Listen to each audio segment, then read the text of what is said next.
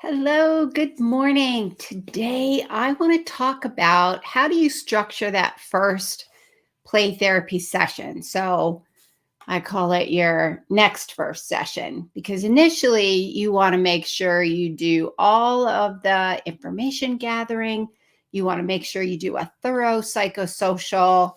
That's the first session to gather history, information about frequency, duration, and intensity of the presenting problem so that you can do a really good conceptualization of the clinical issues, get a plan in place, know what you want to do.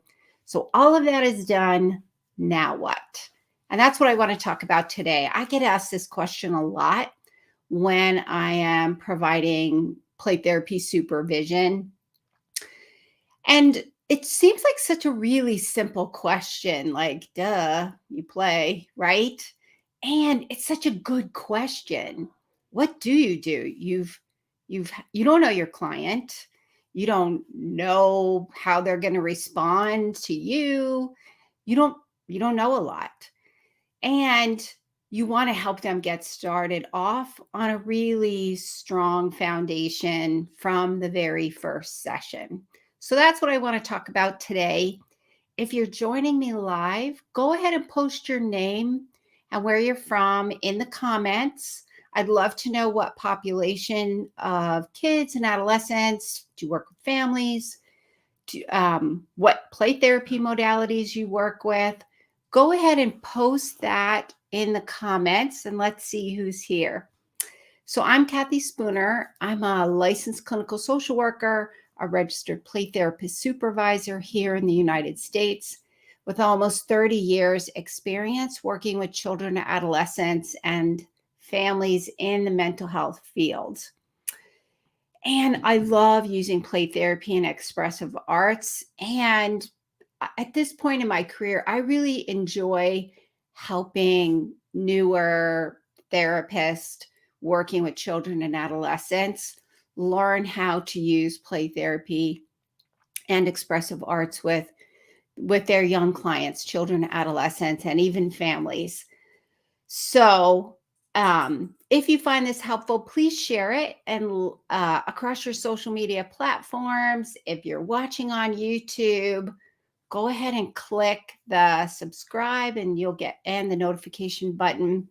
I go live every Wednesday on LinkedIn in my my Facebook group for mental health professionals called Play and Expressive Arts Therapy Playground. That's for mental health professionals using play therapy and expressive arts with children, adolescents, and families. And then I also go live on YouTube. So if you're watching, go ahead and post in the comments. Let's see who's here and let's have a conversation. So I was thinking about, some of the topics that I want to talk about, and some of the questions I get asked a lot by people that I supervise, and especially we talk about these things in my online play therapy supervision group. What do you do in your sessions? How do you structure your sessions? This is a clinical decision making question, so um, I think it's worth having a conversation about. Hey, Gabe. Gabe's been posting my live on this really cool LinkedIn daily thing that you're doing. I find that really fascinating. Thank you for doing that. So I actually kind of met Gabe through my another person that we both like to follow, the Pirate Podcast. I like following that one too. It's good for entrepreneurs. If you're in private practice, working in mental health, you are an entrepreneur. So it would be to your benefit to listen to some of those podcasts as well.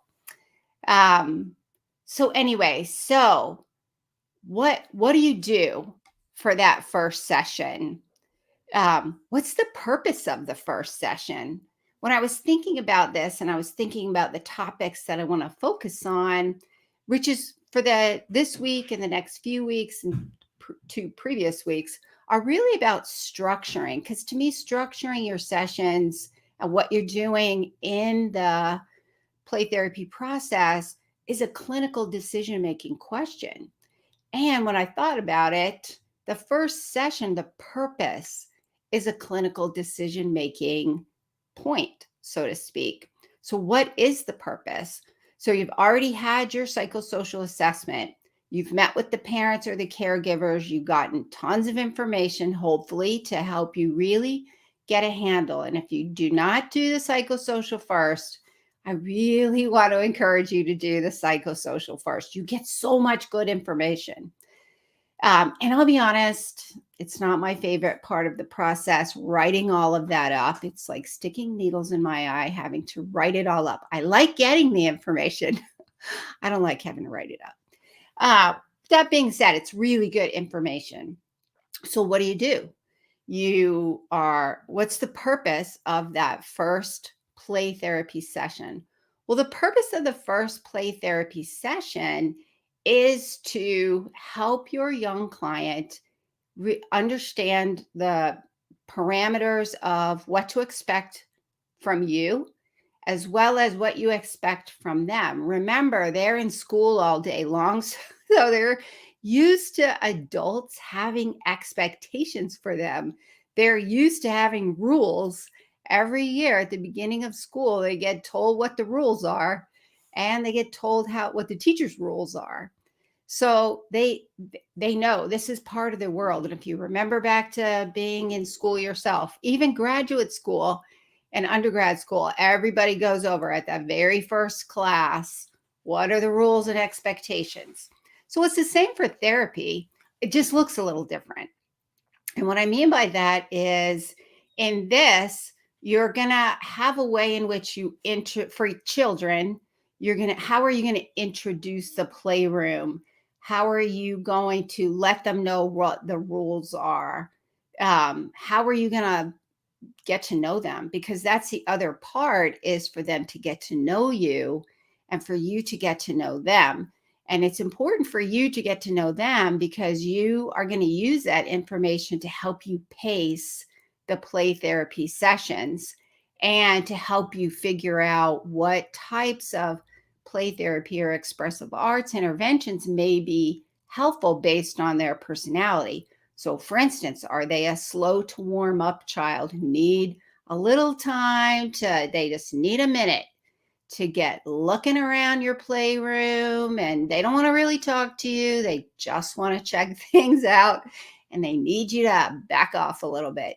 Or do you have the child who is just ready to hit the ground running? They see those toys in your playroom and they are thinking, Nirvana, man, I am in heaven.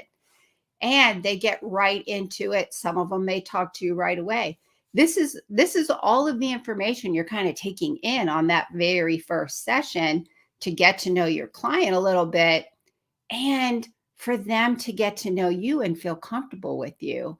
Because we know that in order for them to engage in the play therapy process, the treatment process, they need to feel comfortable with us. It's the same thing with adult talk therapy. Like if I'm going to therapy, I need to get to know my therapist first. And I'm not going to spill all my beans if I don't know who they are, if I can trust them. Well, kids are the same way. So that's a big part of the purpose for the first play therapy session. So how do you introduce the playroom? And I think this is really heavily dependent upon what play therapy modality you're using. For instance, if I'm using child-centered play therapy, there's a way in which I introduce the playroom on the very first, right from the get-go. And from child-centered play therapy process, here's what I'm going to say.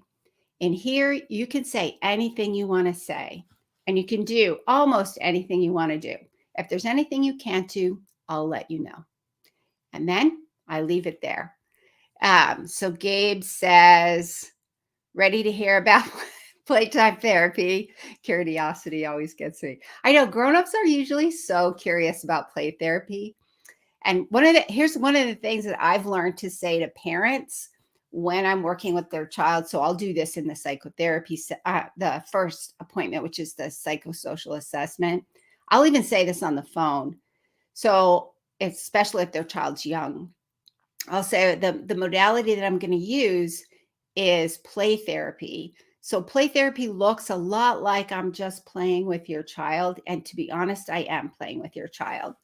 The thing is, I'm looking for certain themes going on in their play. I'm looking at how they interact in the playroom and the toys. I'm looking at how they interact with me.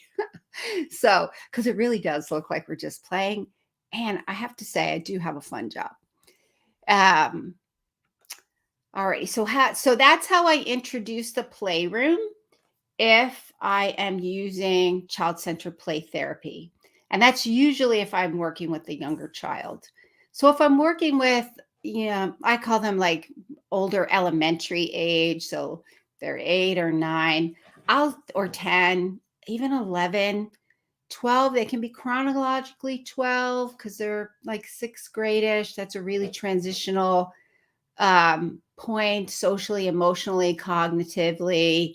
They're kind of moving out of childhood into early adolescence. So while they may be chronologically one age, they may be socially and emotionally much younger or even older. So I'll still use that child-centered play therapy introduction for children. Once they get around middle school, I'll usually just kind of talk with them, get to know them a little bit, let them look around the playroom. Because usually I also have my sand tray and art stuff in with the playroom stuff. Sometimes I've worked in offices where I've had that in a separate room and in the same room. So it really depends on how you have it set up.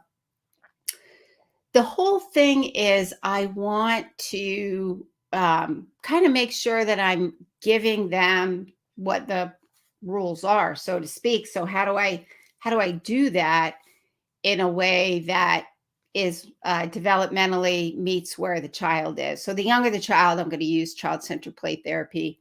The older the child and into adolescence, I'm probably going to just use more regular talking to them and let them get to know me a little bit more through that process of kind of checking in with them.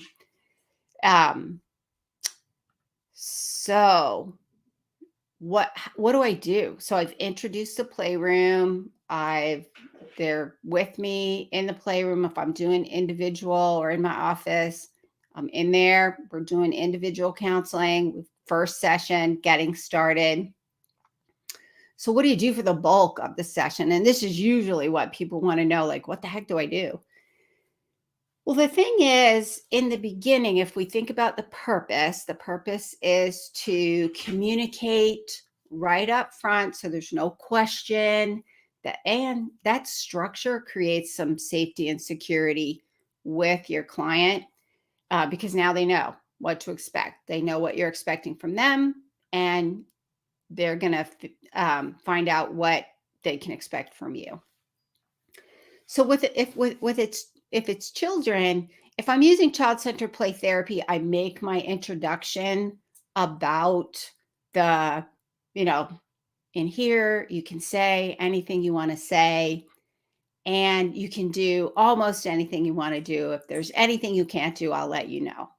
And then I stop talking and I let them do their thing in the playroom, explore, get started right away. And then I'm observing and taking in all that information. If they're a little bit older and I'm using more of an integrated approach, then I'll still introduce, and then I'll probably have, I call it like a low challenge activity. One of my favorites is to introduce them to the sand tray and the sand tray miniatures and invite them to make a world in the sand if they want to, which that one is usually, that's like my go-to because they all like to do that. And then I'm kind of observing how they're engaging with the sand tray and the miniatures? Do they get started right away? Are they slow to warm up? I'm noticing all of those things. So I'll have a low challenge. If they're a little older and they don't want to do, most even teenagers will do the sand tray. However, with teenagers, I usually have to talk with them first before I can get them to play. And on occasion, they don't want to play. They just want to talk. So I will just talk. So I'll usually have a low challenge activity. I'll introduce them to the sand tray, invite them to make a sand world. I'll invite them to draw a picture of a safe world. I'll invite them to draw a picture of their favorite animal and an environment for their animal. That gives me a lot of information, but that's a discussion for a different day. Or maybe I'll pull out that gingerbread man figure and we'll identify 5 feelings that kids have, and they have to put a color for every feeling, and they fill that in with how much of those feelings they're feeling. And we can do any number of things. Those are all low challenge activities. Because the thing is, with children, in order to establish rapport, we need to play with them. That's how they engage in relationship. Play with them first. The thing is, for adolescents, they're moving more towards young adulthood, becoming adults, launching. So we kind of have to approach them more like we would with grown-ups, which is, how do you form a relationship with grown-ups? You have to talk to them. How do you form a relationship with children? You have to play with them. So with adolescents, I'll probably just talk with them. They would most likely have been in the psychosocial assessment process with me, so I could gather some information from them as well.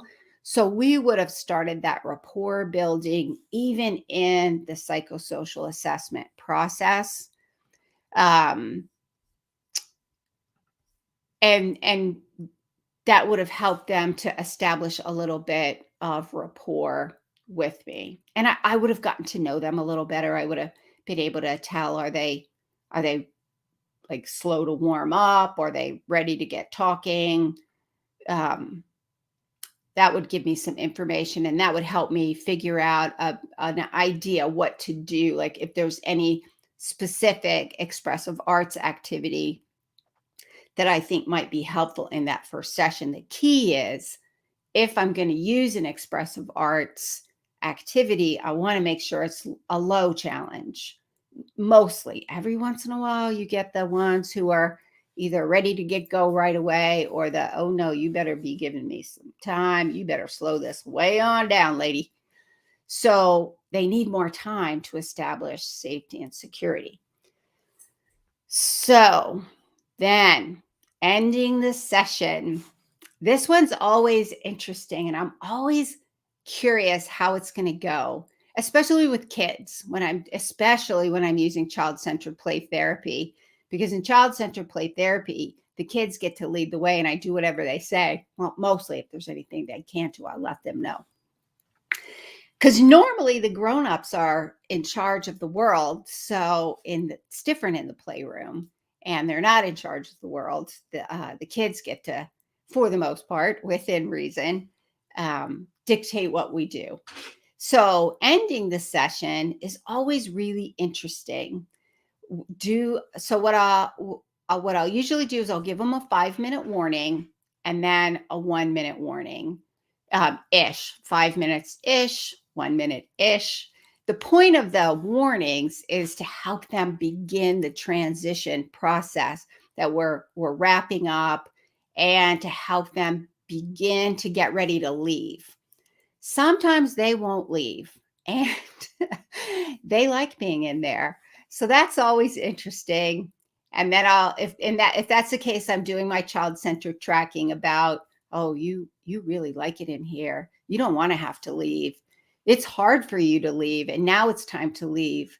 So we're gonna go back out to the waiting room where your mom or dad, whoever it is out there, And so we're kind of helping to structure them a little bit more, how to leave and end the session. Some kids end right away. If I have a child who consistently has a hard time ending the session, then what I'm going to look at is structuring that. I need to structure that session a little bit more. So this is why structure, even though it seems like a boring little topic, it's a really important topic because we do a lot of clinical decision making in the session. So that is it. Those are my 4 tips for today. What's the purpose of the next first play therapy session? How do you introduce the playroom? What do you do in that first session? And then how do you end the session? And just as a recap, the purpose of the first session is to help orient your client to the play therapy room and the play therapy process. What are the expectations for them? What are the rules? What can they do? What can they not do? What can they expect from you? Allows them to get to know the space a little bit and begin developing a little bit of comfort. And then how do you introduce that? How do you introduce the playroom? How do you introduce the process? Depends a lot on the play therapy model, the age of the child, depends a lot on that. So if I'm using child-centered play therapy, there's a specific way you do that. If I'm using a different modality, I'll probably integrate in that child-centered introduction. I just kind of revise it a little bit on the first session, but for the most part, I'm kind of using that same statement. If they're adolescents, I'm gonna just probably talk more like I would in general, get to know them. How are you doing? How are things going? Things like that, just to get to know them. And I would have met them previously in the psychosocial assessment, so they'd be a little bit used to me anyway. And then the majority of the session is really focused on establishing that safety and security. So I want to choose low challenge activities. With kids, I need to play with them first in order to help them engage. For adolescents, I need to talk to them first before they would even do any kind of expressive arts. And on occasion, it's rare, but on occasion, a child will not want to do the playing, they will want to do the talking. And then finally, how do we end the play therapy session or the expressive arts session? I'll normally give a 5-minute-ish warning, and then for kids, I'll give an additional 1-minute-ish warning. Adolescents, probably not so much because they're older cognitively, they understand time better. So they don't need as much structuring at the end. The purpose of the 5-minute warning is really to begin to structure the session ending, and we're getting ready to leave for the day, for the session for the day. So we want to help structure out at the end. And the thing to think about is, and to me, this is one of the important things to consider, is even though it kind of seems like a boring topic, it actually, if you stop to think about it, thinking about how you're structuring your play therapy, your expressive arts, your work with the client and your family has everything to do with how you're doing your clinical decision making. So it actually is really important. And there's a lot of information to gather from every session that's going to help you with your decision making about what issues to address, pacing, when to address them, what to say, what not to say, different interventions, when to involve parents, when not to involve parents. What is that going to look like if you involve parents? So all of those things are really important things that we want to think about. All righty. Well, that is it for today. Thanks for joining me, Gabe, and thanks for posting my information on your, I think you do a daily LinkedIn Live schedule for people who are going live for that day. So thank you for doing that. If you're interested, I have, I'm going to post there. I have a free PDF. It's called Must Have Toys for Your Playroom, because you don't want to just put any old toys in there. For the most part, you want to have some therapeutic value to them. So I found it helpful to give that information. I do have a PDF. If you're interested in the PDF, I'll post it in the comments. And you can download it from there. And I'm doing a whole kind of series on structuring your sessions.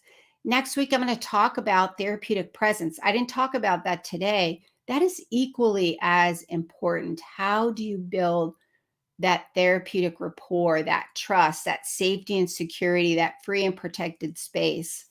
So I'm going to talk about that next week. Oh, hey, Meg. There you it's good to see you. Awesome. Yeah, so I'm going to talk about that next week. And not next week. Next week is Thanksgiving. I'm taking next week off. It'll be the first week in December. It seems weird to say that. That's like really weird. I don't know if I'm ready for December. Because to be honest, I don't know if I'm ready for 2022. So I think what I'm going to do next week, I will write a blog.